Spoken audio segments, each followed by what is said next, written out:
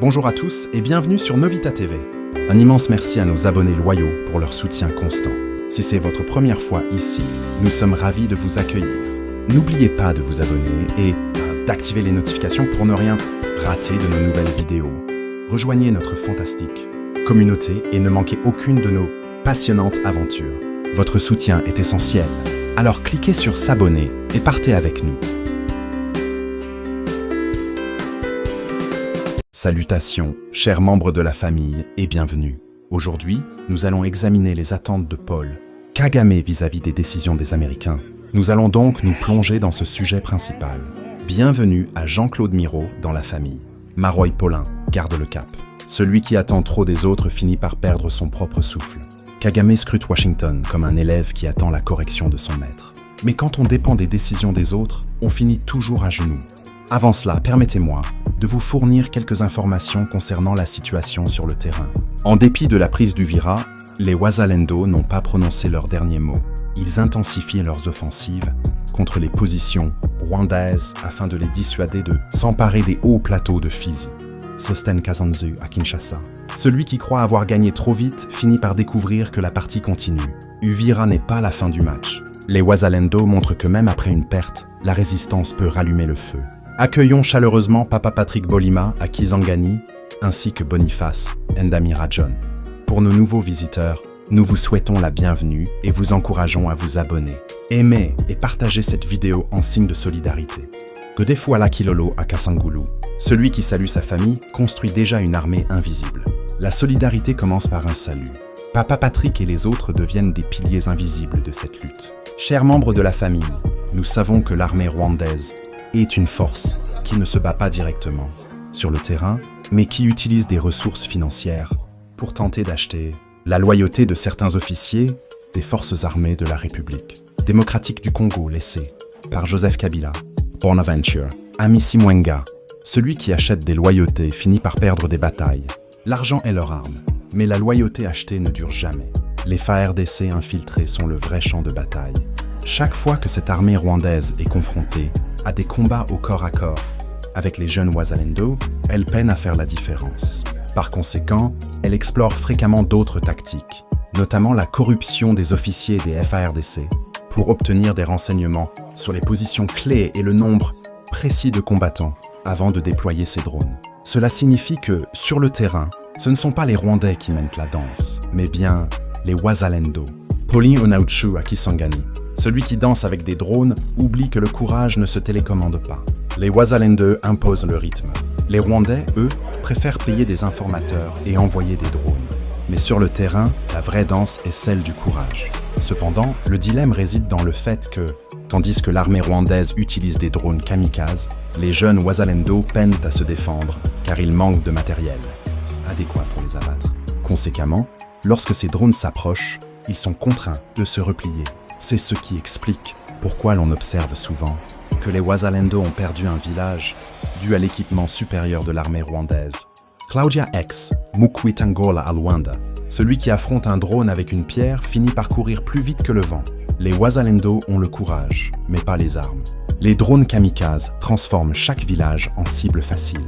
Le manque d'équipement est leur talon d'Achille. Les Wazalendo ont incendié un véhicule des rebelles rwandais lors d'une embuscade tendue la veille de Noël. Au cours de cette même opération, 4 armes lourdes appartenant aux rebelles ont été récupérées par les Wazalendo. Rolly Leroy à Brazzaville, celui qui offre un cadeau de Noël en feu, rappelle que la résistance ne prend pas de vacances. La veille de Noël, les Wazalendo ont transformé un véhicule ennemi en sapin brûlant et en prime, 4 armes lourdes comme cadeau de résistance. Le jeudi 25 décembre, ils ont également réduit en cendres un camion Kamaz lors d'une embuscade à Kabiranjiriro, dans la chefferie de Bwito, au sein du groupement de Mutanda. Selon nos sources, le bilan provisoire fait état de 16 soldats rwandais neutralisés et de plusieurs blessés. En outre, le camion Kamaz a été entièrement détruit. Titi Chilumba en Namibie, celui qui roule trop sûr de lui, finit par devenir cendre sur la route. Le Kamaz n'a pas survécu à l'embuscade. 16 soldats neutralisés, un camion réduit en poussière. Le message est clair. La route appartient aux résistants. Les FARDC, avec le soutien des combattants Wazalendo, ont retrouvé le contrôle de Makobola II et de la colline de Luanga, après avoir pris Makobola 1 dans la soirée du 25 décembre. Ce vendredi matin, des affrontements ont été signalés à nouveau dans les collines de Katongo et aux alentours de Kigongo et Kabimba, à moins de 8 km du port d'Uvira. Gomerngoma, celui qui perd une colline mais revient la reprendre, montre que la terre n'oublie jamais ses enfants. Les collines deviennent des symboles de résistance. Chaque reprise est une preuve que le Congo refuse de céder son sol. D'après des sources locales, les rebelles du M23, soutenus par le Rwanda, ont largué une bombe sur l'école primaire Shirika de Makobola 2, occasionnant d'importants dégâts matériels, notamment la destruction de la toiture. King combat le sage. Celui qui bombarde une école finit par prouver qu'il a peur des cahiers. Le M23 a visé une école, preuve qu'ils craignent plus les stylos que les fusils. Quand on attaque des toitures, c'est qu'on n'a plus d'arguments. Toujours ce vendredi matin, nos sources à Uvira rapportent que 2 vedettes motorisées de combat, appartenant au M23 et à ses alliés, stationnées au port de Kalundu, ont été détruites grâce à des drones de l'armée congolaise. Bonaventure, Amisi Mwenga, celui qui gare ses bateaux comme des jouets finis par les voir brûler comme des allumettes. Les vedettes du M23 n'ont pas eu le temps de dire « ouf ». Les drones congolais les ont transformés en barbecue flottants. Bien que le M23 ait déclaré un retrait de la zone d'Uvira, la situation sur le terrain témoigne toujours de la présence des Rwandais et de leurs alliés.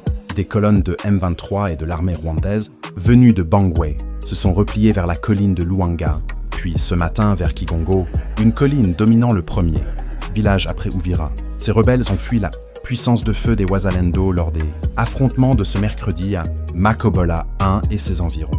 Grégoire Sombolayi à Kinshasa, celui qui dit « je me retire », mais reste sur place finit par jouer à cache-cache. Le M23 annonce son retrait, mais continue de traîner dans les collines. En réalité, il fuit les Wazalendo comme des enfants qui courent après avoir volé des mangues. Le jeudi 25 décembre, à 8h du matin, une bombe larguée par les FARDC a ciblé la colline de Luangwa, où plusieurs rebelles étaient regroupés. Plusieurs éléments du M23 et de leurs alliés ont été neutralisés, tandis que d'autres ont été capturés par les FARDC et les Wazalendo. Le village de Makobola 1 et plusieurs villages adjacents sont désormais sous le contrôle des FARDC et des Wazalendo. Mitterrand Muanda à Boma, celui qui fête Noël sur une colline ennemie finit par recevoir des cadeaux explosifs. Le 25 décembre, les FARDC ont distribué leurs cadeaux, une bombe pour les rebelles et la liberté pour Makobola. Joyeux Noël version militaire. À ce stade, il est manifeste que rien ne fonctionne du côté rwandais. Bien qu'ils aient repris possession de certains villages dans l'est du pays, tels qu'Uvira, leur projet de conquérir d'autres. Territoire sur les hauts plateaux semble actuellement compromis. Salomo Sankara Nyundu, celui qui veut manger toute la montagne finit par s'étouffer avec une colline. Les ambitions rwandaises s'effondrent. Ils pensaient avaler les hauts plateaux, mais déjà une colline leur reste coincée dans la gorge. Alors que leurs ambitions se tournent vers ces hauts plateaux, ils tenteront de nouer contact avec les officiers FARDC présents dans la région. Une fois qu'ils auront identifié les commandants des opérations, ils se tourneront vers Joseph Kabila, qui détient les noms et les coordonnées de tous les officiers de l'armée congolaise. Ce dernier pourra alors donner l'ordre de céder un village ou autre chose de ce genre. C'est ainsi que les Rwandais espèrent emporter cette guerre. Ce n'est pas le reflet d'une faiblesse des forces congolaises, mais plutôt le reflet de la manière dont les choses se déroulent. Franklin Irung à Moanda, celui qui gagne par corruption finit toujours par perdre par insurrection. Les Rwandais misent sur les contacts et les trahisons, pas sur le courage. Mais acheter des villages n'a jamais garanti une victoire durable. L'histoire finit toujours par les rattraper. Alors, parlons de la situation entre Kagame et les Américains. Mais accueillons les ambassadeurs de Dieu fidèles à notre communauté. Pasteur James Ilunga à Kolwezi, Pasteur Shegombala à Kinshasa, Pasteur Paulin Ilunga à Kamako, les évangélistes Robert Mongiro et José Moussatus à Kinshasa, Pasteur Francisco Makombi Kembo à Santa Clara, Pasteur Bernard Mafikanzolamezo à Chikapa, Pasteur Emmanuel Rubajiki et à l'évêque Isaiah Mukadi Mwangala. Merci chers serviteurs de Dieu et meilleurs vœux. L'administration américaine a une fois de plus exprimé des réserves quant au retrait effectif des rebelles du M23 de la ville stratégique d'Uvira, dans l'est de la République démocratique du Congo. Selon un haut responsable américain cité par l'agence Reuters, Washington n'est pas convaincu que le mouvement rebelle, soutenu par le Rwanda selon plusieurs rapports internationaux, ait réellement quitté cette cité frontalière du Burundi, malgré les annonces faites ces derniers jours. Zorobabel Kambulu. Celui qui dit « je pars, mais reste assis sur la chaise » finit par être démasqué. Les Américains ne croient pas au retrait du M23. Pour eux, c'est comme un locataire qui promet de quitter la maison mais continue de dormir dans le salon. Et ça risque de coûter la tête de Kagame. Le M23 s'était emparé d'Uvira le 10 décembre, une avancée majeure sur le plan militaire, intervenue peu après la rencontre à Washington entre le président congolais Félix Tshisekedi, son homologue rwandais, Paul Kagame et le président américain Donald Trump. À l'issue de cette rencontre, les dirigeants avaient réaffirmé leur engagement en faveur d'un accord de paix négocié sous l'égide des États-Unis. Ndibwami John à Goma, celui qui signe la paix et attaque le lendemain, transforme la diplomatie en comédie. Uvira est tombé juste après les belles promesses de Washington. C'est comme dire « je suis au régime » et finir au fast-food le soir même. Cette prise d'Uvira, la plus importante enregistrée par le M23 depuis plusieurs mois, a ravivé les craintes d'une régionalisation du conflit dans une zone déjà marquée par des violences ayant causé des milliers de morts et des centaines de milliers de déplacés depuis janvier. Après que le secrétaire d'État américain, Marco Rubio, a estimé que les actions du Rwanda dans l'est du Congo, riche en minerais, constituaient une violation de l'accord de paix, le M23 avait annoncé son intention de se retirer afin de favoriser les pourparlers. Sosten Kazanzu à Kinshasa. Celui qui viole l'accord et promet de se retirer finit par jouer au prestidigitateur raté. Le M23 annonce son retrait comme un magicien qui dit « Regardez bien », mais dont le tour échoue devant tout le monde. Toutefois, les autorités américaines restent prudentes. Il y a eu quelques mouvements, mais nous ne pensons pas que cela corresponde à une libération complète de la ville. Nous croyons que l'autoroute M23 continue de bloquer la ville. Paul a déclaré le haut responsable américain à Reuters. Celui qui bouge un pied mais garde l'autre sur la porte n'est pas vraiment parti. Les Américains voient bien le manège. Le M23 fait semblant de déménager, mais laisse ses valises dans le couloir. Sur le terrain, des témoignages d'habitants vont dans le même sens. 2 résidents interrogés par Reuters mardi ont indiqué que certains combattants du M23 seraient toujours présents à Uvira, mais vêtus d'uniformes de police plutôt que de tenues militaires. Des coups de feu sporadiques ont également été entendus mardi matin depuis les collines, dominant le quartier de Kalundu, selon un habitant. Celui qui change d'uniforme mais garde son fusil ne trompe que les naïfs, pas les Américains, qui procèdent des technologies capables de voir jusqu'aux toilettes. Les rebelles déguisés en policiers, c'est comme des loups en manteau de mouton. Les habitants entendent les coups de feu. La mascarade ne trompe personne. La responsabilité de ces violences récentes fait l'objet d'accusations croisées entre des sources du M23 et celles de l'armée congolaise. De son côté, Kigali continue de nier tout soutien au M23, accusant les forces congolaises et burundaises d'être à l'origine de la reprise des affrontements. Pourtant, un rapport du groupe d'experts des Nations Unies publié en juillet a conclu que le Rwanda exerçait un commandement et un contrôle sur les rebelles. Et ces genres de jeux, ça ne plaît pas aux Américains. Celui qui nie l'évidence finit par ressembler à un enfant pris la main dans le pot de confiture. Kigali nie, mais les rapports de l'ONU disent le contraire. Les Américains n'aiment pas ce genre de cache-cache diplomatique, alors que le M23 ne participe pas directement aux négociations menées sous l'égide de Washington. Il poursuit des discussions séparées avec Kinshasa au Qatar. Dans ce contexte d'incertitude sécuritaire, les conséquences économiques à long terme inquiètent également. Si l'insécurité persiste à moyen terme et que le pays doit continuer à réduire ses dépenses, notamment en matière d'investissement et de programmes sociaux, cela aura un impact sur la croissance et l'avenir du pays, a-t-il averti. Celui qui négocie à Doha mais tire à Uvira finit par perdre sur les 2 tableaux. Le M23 joue sur 2 terrains, les salons climatisés du Qatar et les collines du Congo. Mais l'économie congolaise, elle, paie la facture. Dans l'attente d'un retrait vérifiable et durable du M23, la situation à Uvira demeure donc fragile, suspendue aux développements diplomatiques en cours et à l'évolution du rapport de force sur le terrain, dans une région où chaque annonce de désescalade reste étroitement scrutée comme par la communauté internationale. Uvira vit dans l'attente, suspendue entre annonces et réalité.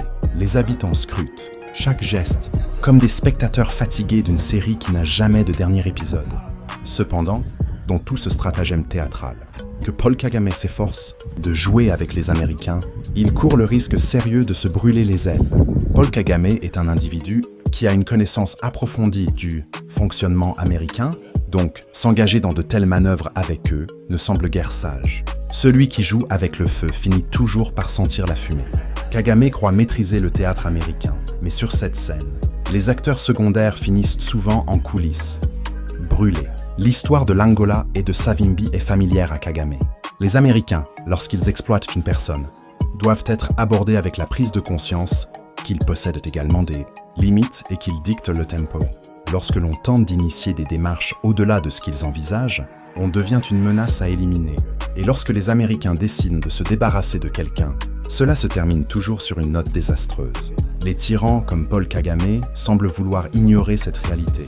Celui qui danse sans suivre le tambour finit par être expulsé de la piste. Les Américains dictent le rythme. Savimbi l'a appris à ses dépens. Et Kagame semble vouloir répéter le même pas de danse, vers l'abîme. Il est indubitable que Paul Kagame approche de ses derniers instants au pouvoir. Je peux vous l'affirmer sans équivoque. Pourquoi devrait-il éviter ce qu'il entreprend actuellement? Avant tout, les Américains ont pris un choix. On pourrait avancer qu'il s'agit d'une tentative de leur part de se racheter pour les événements survenus en République démocratique du Congo pendant plus de 30 ans, dont ils furent les véritables architectes. Mais ici, les dynamiques ont évolué et les décisions ont pris un tournant différent. Celui qui croit que l'histoire se répète oublie que les acteurs changent. Les Américains veulent se racheter, mais Kagame continue de jouer le rôle du tyran. Le rideau approche, et cette fois, il n'a plus le premier rôle. On incite Paul Kagame à se retirer de la ville d'Uvira. C'était la première recommandation, car il sera également contraint de quitter toutes les zones contrôlées par son armée. Cependant, cet homme semble vouloir défier l'autorité américaine. Un geste que ceux qui ont osé défier les États-Unis ont souvent regretté. Muammar Kadhafi a également payé le prix de cette défiance. Il s'est opposé aux Américains et a été témoin du moment où les rebelles libyens qu'il contrôlait parfaitement ont commencé à se rebeller à nouveau. Jusqu'à l'intervention de l'OTAN, celui qui défie l'aigle finit sous ses serres. Kagame veut défier Washington. Mais l'histoire de Kadhafi rappelle que l'aigle américain ne pardonne jamais les provocations. En Angola, après la guerre froide, le territoire angolais était prisé tant par la Russie que par les États-Unis. Mobutu jouait le rôle que les Américains lui avaient assigné en soutenant l'armée de Savimbi. C'est tout ce qu'il a fait pendant 32 ans. Et pendant ce temps, l'Angola a clamé qu'il était en guerre parce que les Américains cherchaient désespérément à s'emparer de cette nation. Lorsque la Russie était impliquée, les Américains ont intensifié leurs efforts pour neutraliser le président, Eduardo Santos. Celui qui sert 2 maîtres finit par être battu par les deux. L'Angola était le terrain de jeu des superpuissances. Mobutu jouait son rôle, mais au final, c'était toujours le peuple angolais qui payait la facture. Mais que fit le président Eduardo Santos à son époque? Il a compris que se confronter aux deux superpuissances ne serait pas bénéfique pour la paix en Angola, car ni la Russie ni les États-Unis ne céderaient. Ainsi, l'Angola se serait vu condamné à une existence marquée par les conflits. Le président Eduardo, réalisant cela, modifia sa stratégie et se tourna vers les Américains, qui lui promirent la tête de Savimbi plus tard. Celui qui choisit un camp évite de finir écrasé au milieu. Eduardo Santos a compris la leçon. Mieux vaut choisir un géant que d'être broyé entre deux. En République démocratique du Congo, la situation est analogue. La majorité des Congolais ont orienté le président Tshisekedi vers la Russie, ce qui semblait prometteur. Cependant, cela n'aurait pas réellement permis au Congo de jouir de la paix, car les Américains ne permettraient jamais à la Russie d'occuper le pays. Le Congo est un pays que l'Amérique n'a jamais perdu de vue. Celui qui croit que l'ours peut s'installer dans la maison de l'aigle n'a jamais vu un combat de géants. Le Congo regarde vers Moscou, mais Washington garde toujours un œil. L'Amérique n'a jamais lâché le Congo, et l'ours russe n'aura pas de place dans cette maison surveillée. Mais qu'a donc fait le président Tshisekedi? Il a conclu qu'il valait mieux s'allier aux Américains, car les Russes n'ont pas la même approche que les Américains. Lorsque les États-Unis perdent une nation convoitée au profit de leur adversaire, ils cherchent à armer les pays voisins pour y instiller l'insécurité. Les Russes, en revanche, ne fonctionnent pas de cette manière. En choisissant de s'aligner avec les Américains, les Russes ne s'engagent pas à provoquer des désordres chez les voisins. Voilà la distinction essentielle. Celui qui choisit son allié doit aussi choisir ses tempêtes. Tshisekedi a compris que l'aigle américain préfère semer l'insécurité chez les voisins, tandis que l'ours russe reste plus discret. Résultat, il a choisi son camp, mais aussi les turbulences qui vont avec. Cependant, alors que les États-Unis ont perçu la RDC comme une occasion propice pour établir des partenariats économiques, ils ont commencé à considérer que Paul Kagame n'avait plus d'utilité pour eux, puisqu'ils avaient déjà obtenu ce qu'ils souhaitaient, et le moment de la guerre en RDC est révolu. Ainsi, les Américains ont décidé de convoquer Paul Kagame pour lui signifier que tout cela est terminé. Néanmoins, ce dernier n'a pas souhaité accepter ce que lui adviennent les Américains. Pourquoi? Parce qu'il dépend économiquement du Congo, tel est son dilemme. Celui qui vit de la maison du voisin finit par être expulsé sans préavis. Les Américains ont déjà pris ce qu'ils voulaient. Pour eux, Kagame est devenu inutile. Mais lui, accroché au Congo comme un locataire-squatteur, refuse de rendre les clés. À présent, ce que les Américains orchestrent, c'est la chute de Paul Kagame. Ils aspirent à un changement de pouvoir à Kigali, mais Kagame semble ignorer les manigances américaines qui se trament contre lui en ce moment.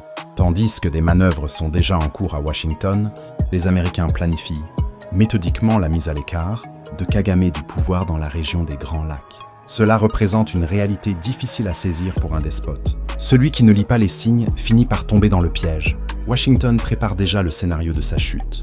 Kagame, lui, continue de jouer au despote aveugle, comme si les manigances américaines étaient des rumeurs de marché. Si l'on scrute les déclarations des Américains de ces derniers jours, il apparaît clair que si Paul Kagame avait encore une once de clairvoyance, il ne poursuivrait pas ce jeu avec les Américains, car cela s'avère excessivement dangereux. Celui qui défie l'orage sans parapluie finit trempé jusqu'aux os. Les Américains ont parlé clairement. Kagame continue de jouer avec eux comme si c'était un jeu d'échecs, mais il n'a plus de roi sur son plateau. Pour appréhender le mode opératoire américain, il convient de ne pas commencer par les défier, ce que Paul Kagame semble s'acharner à faire. Or, en cherchant à les défier, il faut s'attendre à des conséquences indésirables, car les Américains ne pardonnent jamais ceux qui désobéissent à leurs directives. Celui qui provoque l'aigle finit toujours sous ses serres. Kagame s'obstine à défier Washington. Mais l'histoire est claire. Ceux qui osent désobéir finissent écrasés. Les Américains vous ont utilisé pour exploiter le Congo, mais lorsque leur décision de mettre fin à cette situation est prise, il est impératif de comprendre et d'ajuster son point de vue. Toutefois, étant déjà ensorcelé par les richesses congolaises, Paul Kagame croit qu'il peut orchestrer un stratagème pour conserver le contrôle des ressources minérales congolaises, alors que ce sont précisément les ressources que les Américains s'apprêtent à exploiter. Celui qui croit garder le miel oublie que l'ours est déjà dans la ruche. Kagame pense encore contrôler les minerais du Congo, mais les Américains ont déjà mis leurs mains dessus. Son stratagème ressemble à un enfant qui cache des bonbons. Dans une boîte transparente, adopter la position actuelle de Paul Kagame envers les Américains, pour quelqu'un d'équilibré mentalement, ne devrait pas se produire. Cependant, il semble que Paul Kagame soit en train de perdre la raison, car il sait mieux que quiconque ce que les Américains sont prêts à orchestrer contre quiconque désobéit à leur autorité. Et néanmoins, il persiste dans cette voie. Par conséquent, tout ce qui semble inéluctable pour Paul Kagame, c'est ce que les Américains trament à son encontre. Celui qui marche vers le précipice en connaissance de cause finit par voler sans aile. Kagame sait ce que les Américains préparent, mais il continue d'avancer. Ce n'est plus de la stratégie, c'est de la folie, et la chute devient inévitable.